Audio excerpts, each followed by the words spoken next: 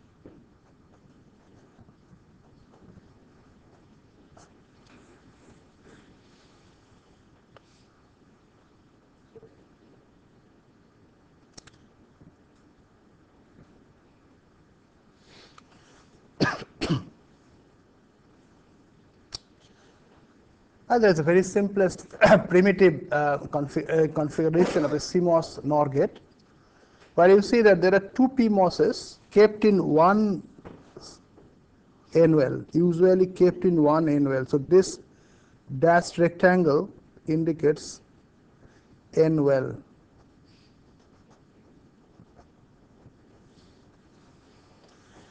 This dashed rectangle indicates N well. Okay. So I keep the two load transistors in the N well. So I don't have to have, that isolation, there is no need of two separate N wells. So isolation, therefore, this isolation space requirement is less. And of course, the two driver transistors must be kept on the substrate, suitably placed. As I told you earlier, the transistors should have you know that the same VT value, threshold voltage, only thing is the opposite polarity. For NMOSes, the threshold voltage, if it is 1 volt, then for PMOSes, the threshold voltage should be minus 1 volt. It is usually the practice. And then the ratio has to be suitably adjusted. For a single inverter, you remember the W by L of the load should be slightly more than that of, just opposite to the earlier, the other things, the single channel inverters. In this case, slightly more than the W by L ratio of the driver transistor to compensate for what? The mobility effect. And in this case, because you are connecting two transistors in parallel in the load, so therefore there is no need of any change in the load transistor W by L. If I keep it 1:1, 1:1, then for the driver transistor, if it was a single driver transistor, it should have been around 1.5:1, roughly. You remember that we discussed earlier. But now, because there are two transistors in series, it is better if we can keep it 3:1, 3:1, from the point of view of the DC, the noise margin, symmetry, etc. in the DC characteristics. Okay.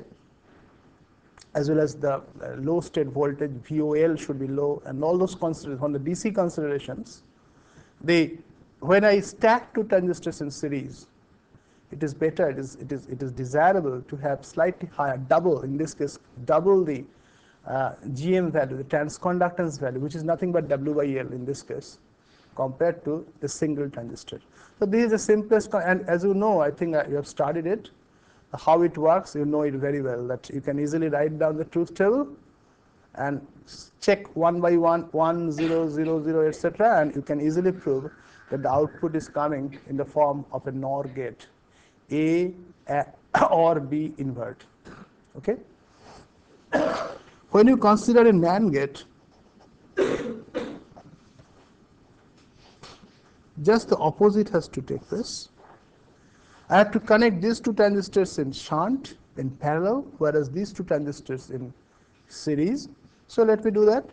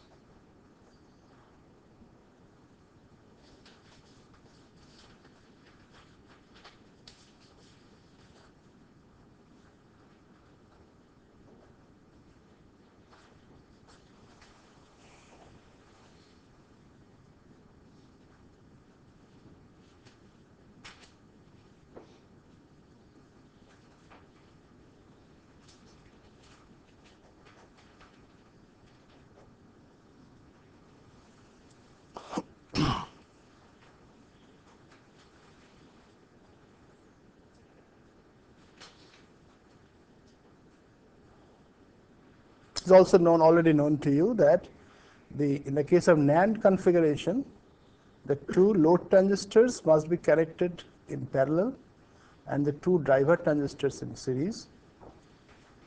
You can verify the truth table very easily. And this is the simple thing. And here also you see that, so far as driver transistor is concerned, if I keep 1:1, say here I should really maintain what should be the order. I said that it is 1:1 for a single inverter, ordinary inverter. If it is 1:1, this should be roughly 1.5:1. Okay, but in this case, if you can maintain this one the same, but this should be doubled because the two transistors are in series. Whenever you connect transistors in series, in order to maintain the total conductance, you increase the cross section of the channel, that is W by L of the channel appropriately, so that the same conductance results. That has to be kept in mind. This is an example of two input NAND or NOR gates. But if it is 3 input, naturally 3 transistors will come in, and appropriately the resistance has to be scaled. I mean, W by L has to be scaled up or down depending on the situation. If it is connected in series, W by L has to be enhanced, and if it is connected in parallel, in fact, it can be reduced depending on the relative to the load transistor or the driver transistor, whatever the case may be. So this is a basic principle for realizing a CMOS NAND gate. Now, NAND gate or NOR gate. Now, one can immediately conclude that CMOS will lead to a lower packing density. Or no? Or is it true? If you compare the same NAND or NOR gate with single channel inverter cases, NAND and NOR gates, you remember that in those cases we did not need more than one load transistor. Only we played with the driver transistors. In some cases we connected driver transistors in series, in some other cases in parallel, in some other cases a combination of serial and parallel connections to form a general combinational logic. Whereas the load transistor was kept as it. There is only one single load transistor. But in CMOS case, this is not possible. So if in the case of a simple NAND gate, there is a need for 4 transistors overall. If it is 3 input NOR gate or NAND gate, it will be 6, and like that. So if it is an N input NAND gate or NOR gate, the number of transistors required will be 2n. It is a large number. So you just see that whenever we think of packing density, CMOS is definitely inferior to the NMOS, for the simple reason that it requires more transistors to realize the same gate, as well as there is a need for a good isolation, because the PMOSs have to be isolated properly with respect to the NMOSs. We need an N well, and therefore there is a need of more space. So packing density point of view, definitely CMOS is quite inferior to NMOS. This is a very important point to be remembered. But I shall discuss afterward some novel logic concepts have been introduced in CMOS technology, where you will find the most of the CMOS operations are done using the driver transistors or N transistors block. And we need only a very few PMOSs. We shall discuss about it afterward, which is known as Precharged CMOS logic, Domino CMOS logic, where we can achieve very similar thing as in the case of ordinary NMOS logic, static logic, but it works under dynamic operation principle. That means it cannot work below a certain clock frequency. It is a clock logic and it's a dynamic clock logic. But in this case, it is static logic. There is no question of clocking. It can work at any frequency. That way, it is very for applications where very low frequencies are involved, up to a very wide dynamic range, covering a very low frequency to a very high frequency. CMOS static logic is. But I already mentioned the CMOS static logic. The one problem with CMOS static logic is this N well, which stores charge, and as a result, there is a delay. As well as latch-up problem, I've already discussed about it before. When you consider, say, a CMOS logic for a combinational thing, for example, you can try yourself. I suppose I ask you to make this A, B, C, D. This is called AND OR invert circuit. AND OR invert circuit. You try. What has to be done in this case?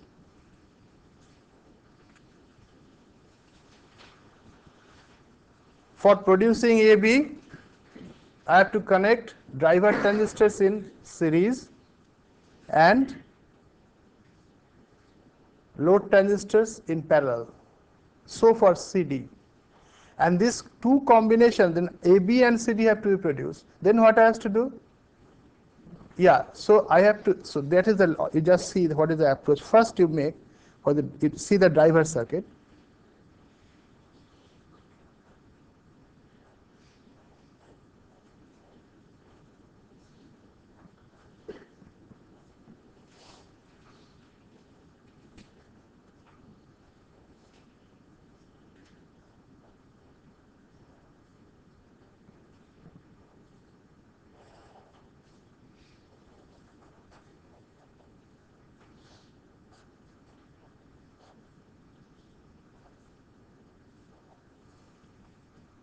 and this to be odd. So you just parallel them. It is standard thing.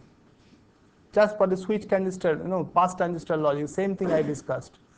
Connecting transistors in series means ANDing, and then paralleling means ORing. So exactly that I have done. Then I have to do similar thing, but in the inverse fashion in the load transistor. So what I do? I first connect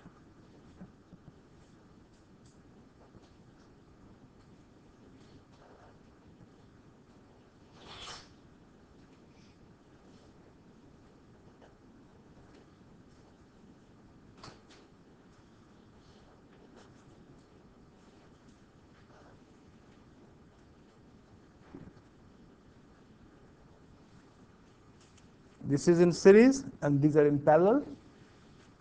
Similarly, also I connect two transistors like this.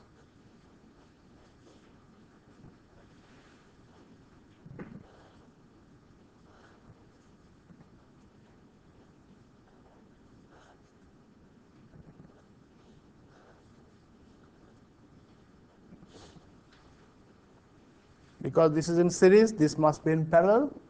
And then the overall combination, because they are in parallel, they must be in series.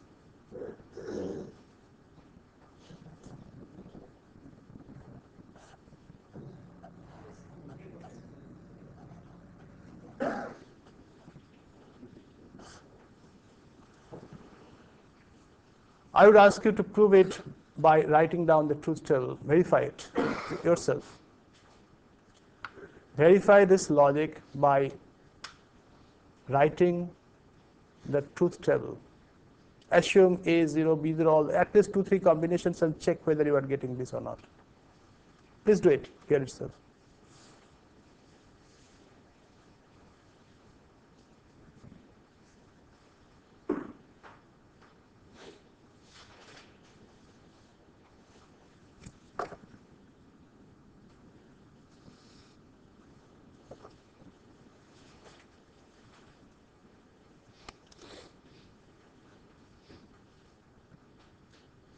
Just suppose you assume A0, B0.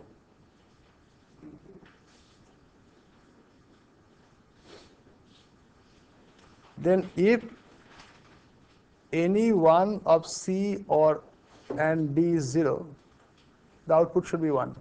You please check that. A0, B0. And if C or any one of C or D is 0, the output must be 1. You check that.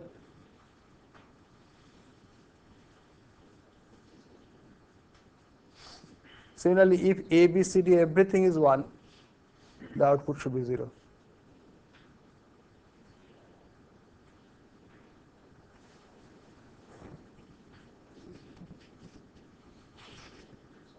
Okay, you please shade. There is nothing. It is a very simple thing. Let us now consider another example. Say I am interested to produce a function like A, B, C, A plus B, whole thing. I have to put the invert sign always, but if I am not interested in putting in that, I have to make another inversion. That's a simple law. Or otherwise, I have to break the function, synthesize it, properly analyze it, and represent it in this particular form, if applying the De Morgan's theorem. That's the standard way. You try it. It is AND, this is ANDing, or AND or invert.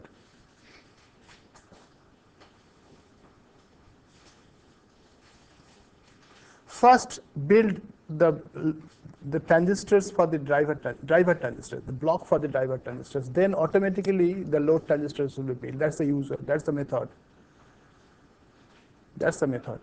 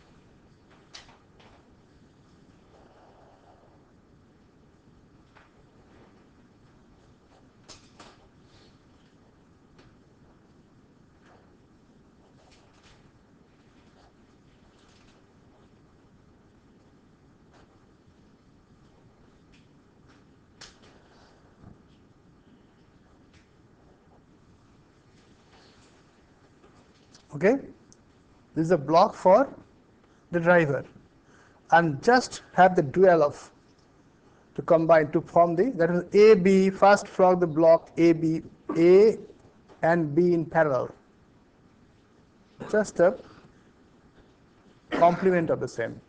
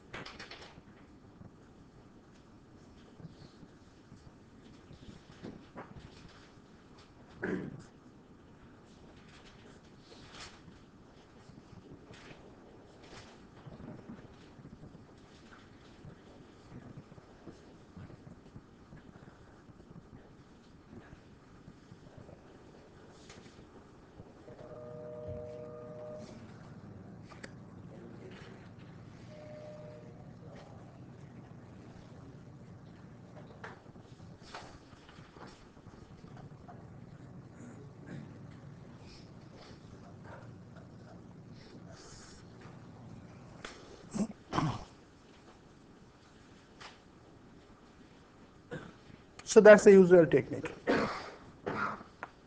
You just see, I start, that is the method. Whenever you are asked to draw to build up or to design a static logic using CMOS, first build up as a pass transistor logic the nMOSs, the driver transistors, okay? So it is simple. And then just do the complement of that. Please remember, you just try to understand the complications which are gradually getting developed. For example, the metallization. You see that I have to connect this A with A, B with B. I am not showing that in my diagram. I have to, because I cannot have that B signal independently. So in the chip, I have to have a metallization scheme which connects this node. This is a common node. B, B, B. This is a common node. A, common node. C, C, common node. And there is also always a possibility of overlap, crossovers in the metallization. Am I correct? And this is just a single small cell. Actual chip will consist of hundreds to thousands of such cells. And imagine the problem which will crop up, particularly for the metallization. Because you know that always we try to see that the number of crossovers we try to minimize. Otherwise, what happens? In building a chip, a VLSI chip, our first, there is a very important consideration. The number of crossovers of metal lines should be minimum. Otherwise, what is going to happen? The line length will be very large, because you have to route it through a very long length. And you'll find that even by using very long lines also, it may not be possible to configure the circuit. There will be always some local crossovers. So the early days of technology, what people were doing, they were putting small, just on one metal line, they are depositing a dielectric locally, then they are putting another metal line. Okay, to form the crossovers. But nowadays, of course, as I have told you earlier, that technology known as multi-level metallization schemes have come. Multi-level metallization schemes means that there is one level of metal, it is properly patterned, then there is a dielectric deposited, and then on the second dielectric, on this dielectric, I have another metallization pattern, properly designed metallization pattern, then another dielectric layer, Then finally, third metal line, metal pattern. And between these three metal patterns, this is called three-level metallization scheme. It's very common now. When most of the VLSI chips which you are finding today, they use three-level metallization scheme. Okay, and in that case, between the three levels of metallization, there must be communication. And how is it done? Normally through vias, small holes, cut, drilled into the dielectric frames in appropriate locations. And they are designed in such a way that the total length of connection, it is called link, total link length between the two nodes, adjacent nodes, is minimum. Then what is going to happen?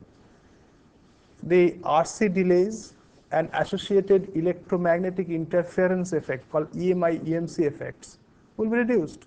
You remember, you know that whenever two lines are passing like this in a metal, what is going to happen? Suppose on an IC, two lines are like this. These are two different nodes, please remember. They are passing like this. Suppose suddenly this line goes from 0 to high, 1. And this line that time should have remained in 0 state. But what will happen? Due to the capacitive coupling, it will also have a tendency to go from 0 to 1. And if suppose there is a latching device, you know, it may be not only a combinational logic, it is a logic containing everything. So what is going to happen? That's momentary, when it becomes momentarily 1, it may latch to another state, the adjacent circuit, and your circuit will malfunction. Okay? If I keep it like this, exactly perpendicular, then it is expected that this capacitive coupling will be minimum. But then you see that when I am keeping it like this, between the two lines, though there is a long length involved, the gap between the two lines may not be sub-micron, may be kept several microns. Whereas I am keeping the two lines like this, the dielectric frame is very thin, 2000, 3000, 5000 angstrom, sub-micron. So the capacitance even in this local area may be quite large. And now you think of hundreds and thousands of such lines traveling in different directions and in different planes, not only in a single plane, but in 3 planes or 4 planes. And the kind of electromagnetic interference which will take place between these different metal lines when you build up a large VLSI circuit.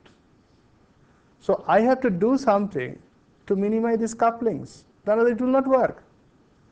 So to minimize the coupling, therefore the one very important thing is that the loops should be minimized. Unnecessarily, there should not be a loop like this. If there is a metal line like this, and if you have a loop like this around it, it is prohibited. And the line length, because the longer is the line, more is the inductance, more is the resistance, more is the distributed capacitance. And all these things contribute to delays. There will be total delay, there will be delay problem called equalization of delay problem. I want that the signals traveling from one block to the other block, all the signals should suffer the same delay. If it is not so, then there will be some formation of glitches and other problems. In digital circuit, there is a very standard problem.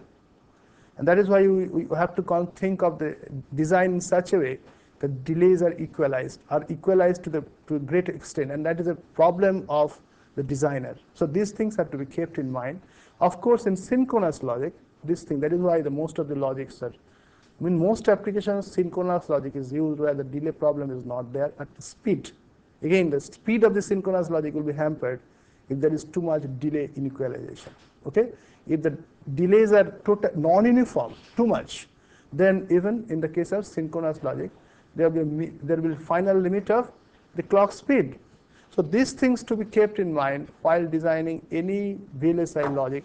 And you see, particularly for CMOS static logic, this is a problem, because you know that you have seen already that automatically large number of crossovers will come.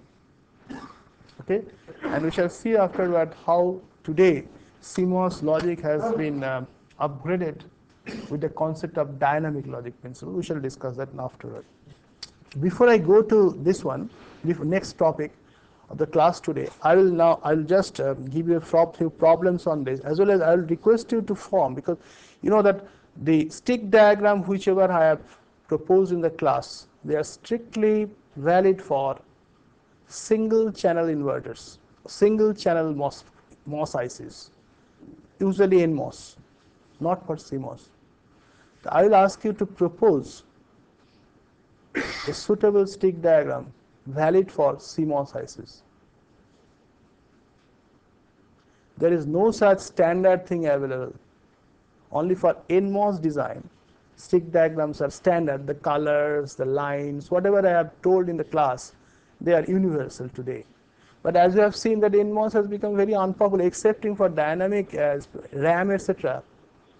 nMOS is a very limited application today. It is almost 100%, that pervaded by CMOS. So if you can have a good CMOS stick diagram, layout point of view is very convenient. So I will request you to propose. So take it as a very serious problem, a very important problem. Come with a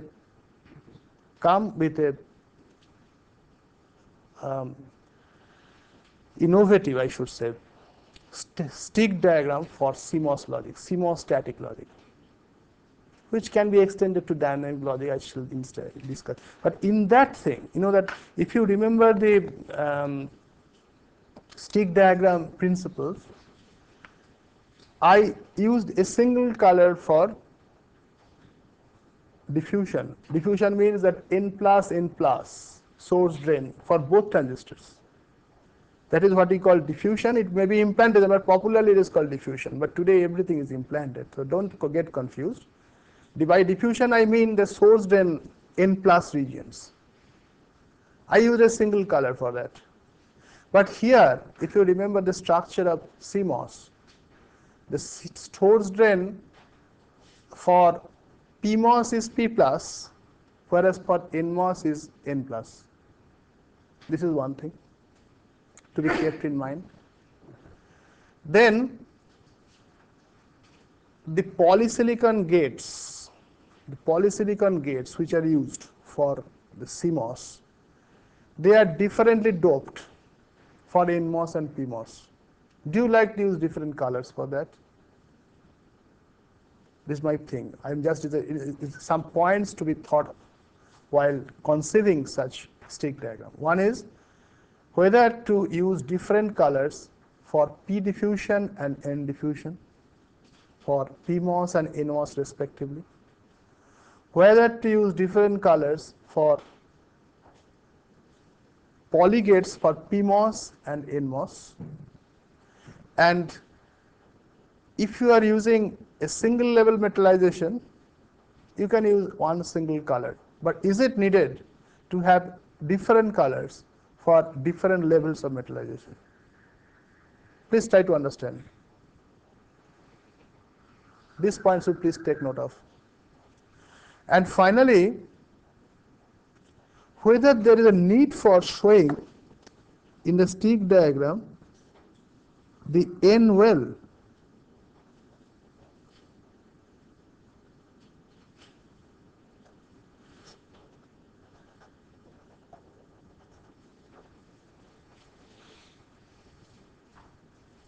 Now, one thing, this is a very important. You please think over it. Is it needed? You see that there are two things. One is this stick diagram will be used by the designer for designing VLSI. Just simply not for drawing the circuit. Please remember, it is an interface between circuit diagram and designer's requirement. From the stick diagram, he can easily conceive how the actual chip will be laid. What will be the placement and routing of the components on the chip. And therefore, there should be some technology inputs, technology information available in the stick diagram. But at the same time, we want simplicity. Because the man who is drawing that stick diagram. He is not an expert in technique, he does not have any. So he will try to draw it in a very simple fashion. Because you see, for nMOS stick diagram, it was so simplistically conceived that anybody can draw it without any knowledge of technology. But here I have brought some technological inputs. I was saying that P channel, P diffusion, N diffusion, polygate for PMOS, polygate for from technology point of view. So these things I am telling you, you just consider all these points, and it is up to you. I will just, it can be considered as a design competition. I may consider it as a design competition. And if somebody can come with a very good proposition, it can be sent anywhere. Because CMOS stick diagram is still only a versatile, somebody has proposed something, there is no standard. If one of us can come forward with a very good idea, it can be accepted by the industries, by the people who are actually designing. So I am keeping it as a problem to you. You please think over it. Already you have some idea about technology, some idea about circuits, and just try to, conceive a stick diagram for very applicable for CMOS, which will be, you'll find afterward, it is not only limited to the static CMOS, but any dynamic CMOS circuit. Thank you. Now, before I go to the next stage, I will just ask you, say you just make this problem. Let us, you realize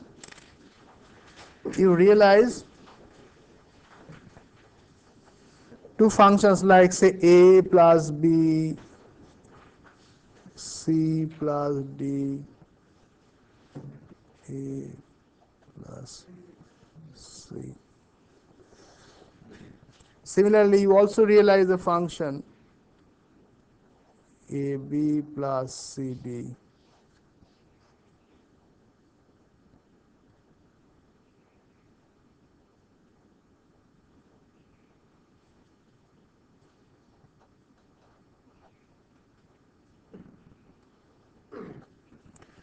Okay?